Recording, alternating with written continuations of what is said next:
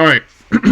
Welcome back to 100 Girlfriends Anime Review, episode number 17.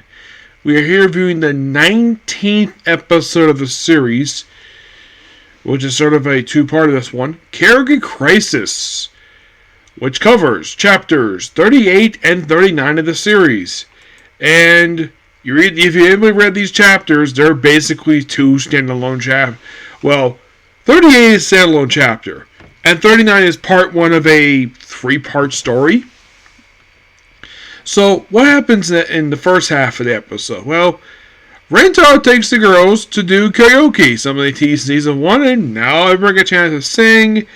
Everyone, of course, gets this little critique, and of course, Kisuko, where she's like, so good, everybody starts doing the Yamcha death pose. Yep, because we had to parody that particular series. We parody DBZ here. Princess Momonoke.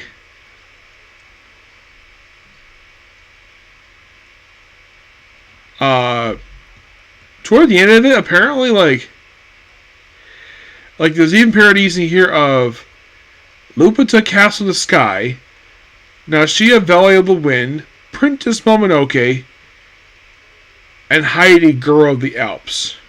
That happened toward the end of the episode. Yeah, so it's like the first half of these three from the first half of the story, and then of course, like, it's so good they destroy a wall, and then of course all captured. Of course, he's censored boy. Who this boy is, don't know. By the way, before they go karaoke, we actually see a brief cameo here by the future 10th girlfriend, Mei. Yes. Mei Usagashi. Yes. A woman is very beautiful, and of course everyone's like, wait, are we skipping manga? No. That opening bit they have at the start of the episode, that's complete anime original.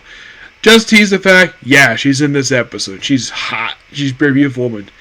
And so, after the karaoke stuff, that he just walks up to a statue and is like, oh, maybe take a date. And then he meets Mei, when of course, remember Beauty. And as soon as she sees him, she instantly falls in love with like every single woman in the whole series, including one of his girlfriend's moms.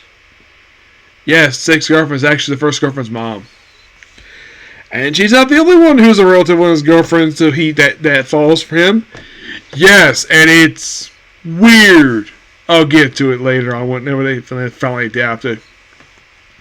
So they kind of go on a date in this mall. Of course, he gives him a makeover. He kind of pays for the stuff, despite the fact I'm not sure like what he gets paid in. Here's the thing that I would love to see for the series. I would love to see his family, his personal blood relatives. Like, I would love to see it. How his parents would react to the fact at this point he has 10 girlfriends. The fact he doesn't have 10 ex-girlfriends. He's dating all 10 of these women.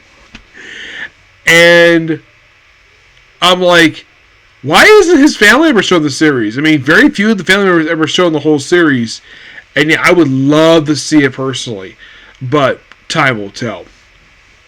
So, and of course, for some reason, wears a white suit, makes him like Don Johnson from Miami Vice with this outfit.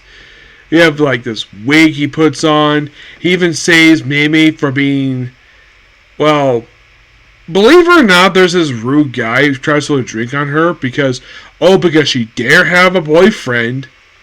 And by the way, that is a real drink he's actually throwing on Rentaro in this episode. How do I know the fact this drink is real? Because I saw my nephews drink this damn thing at Busch Gardens last month. Yes, seriously.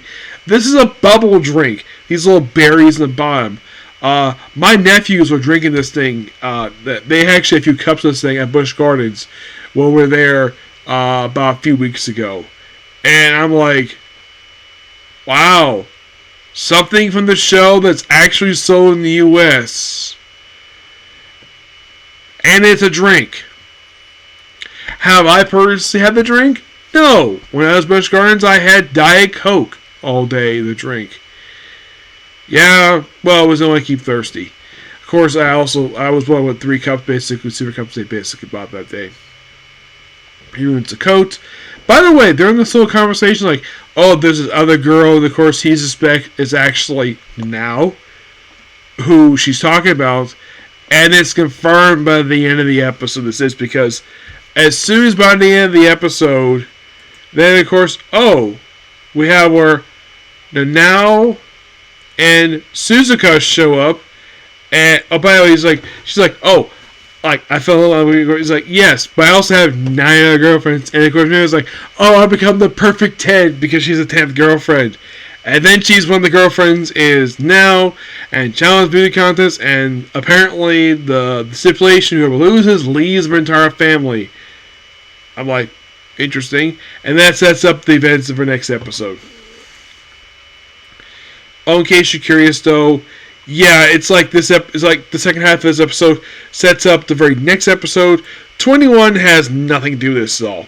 No, 21 actually just aired just a couple of days. It was actually just yesterday it aired. So, yes, overall, there's 2 episodes left to watch. It aired by the way the dub comes out. But as of right now, there is currently about 5 more to go. Oh, and how far basically by 21 they cover? The chapter 43 out of...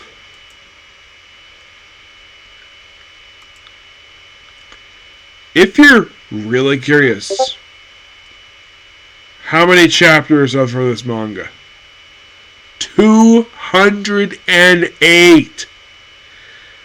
And my guess is by the end of the season, they'll probably get to chapter 60. And it's as far as they're going to go with it.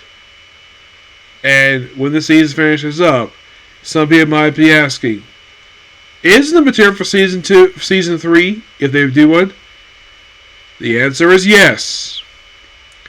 There is plenty of material.